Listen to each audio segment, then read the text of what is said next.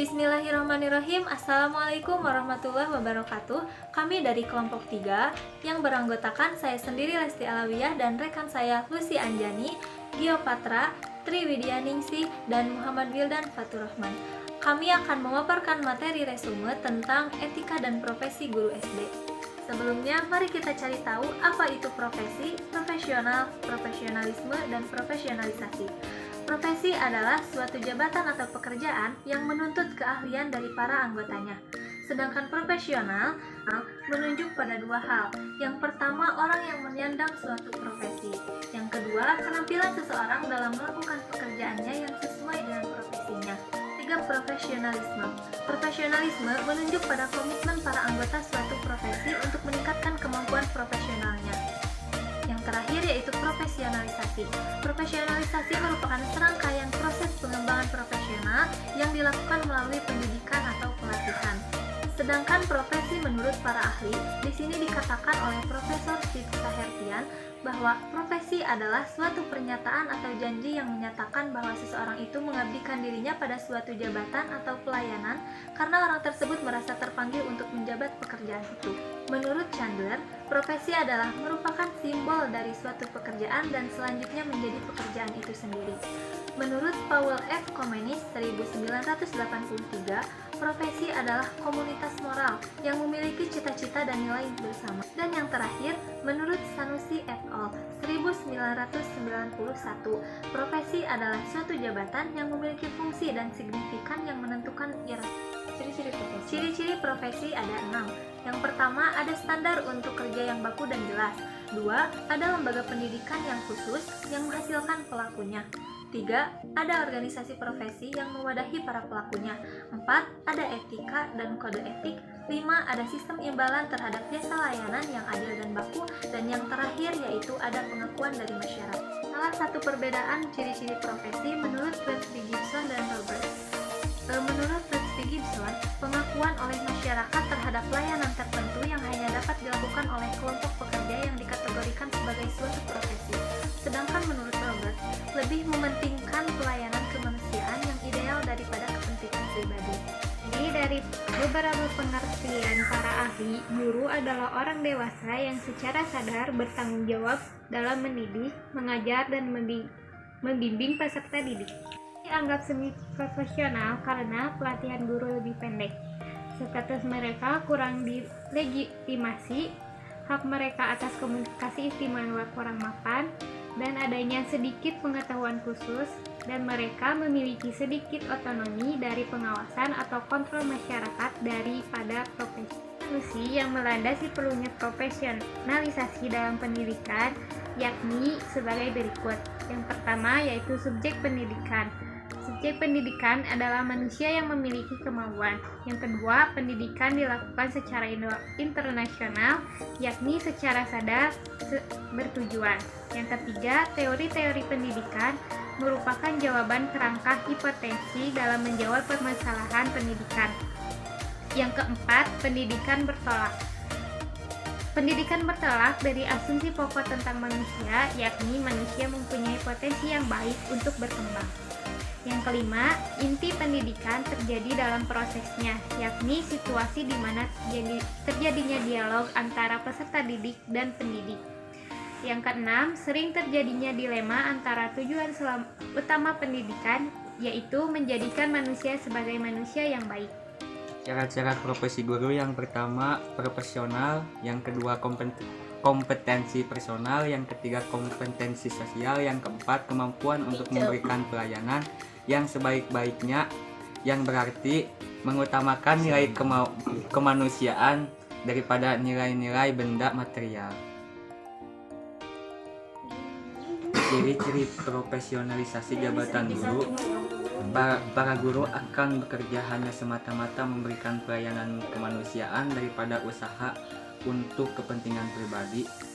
Para guru secara hukum dituntut untuk memenuhi berbagai persyaratan untuk mendapatkan lisensi mengajar serta persyaratan yang ketat untuk menjadi anggota organisasi guru.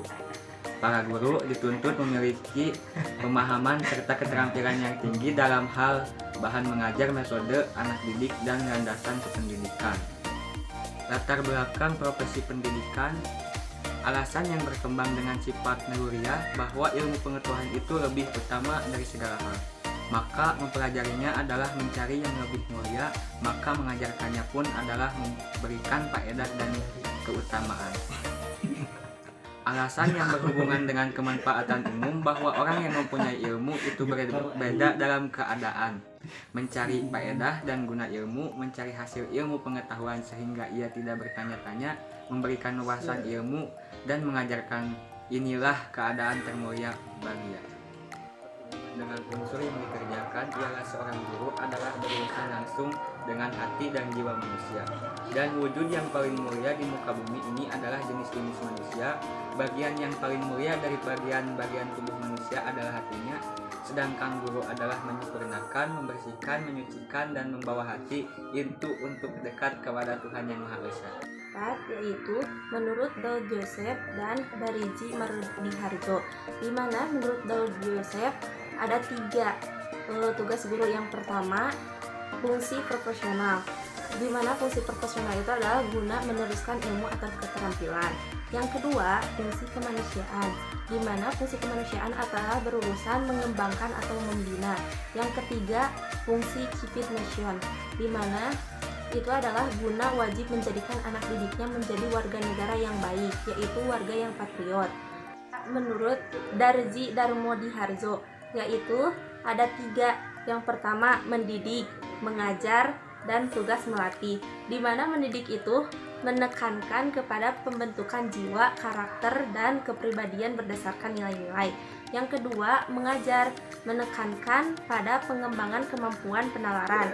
Yang ketiga, tugas melatih, menekankan pada pengembangan kemampuan penerapan teknologi dengan cara melatih berbagai keterampilan. Guru profesional. Guru profesional adalah guru yang memiliki keahlian, tanggung jawab, dan rasa kesejawatan yang didukung oleh etika profesi yang kuat.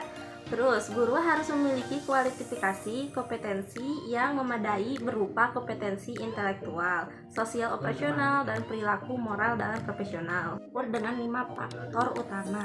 Yang pertama, kemampuan profesional. Yang kedua, upaya profesional.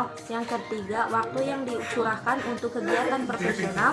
Yang keempat, kesesuaian antara keahlian dan pekerjaan. Yang kelima, kesejahteraan yang memadai. Kemampuan profesional guru terdiri dari kemampuan, inteligensi, sikap, dan prestasi dalam bekerja.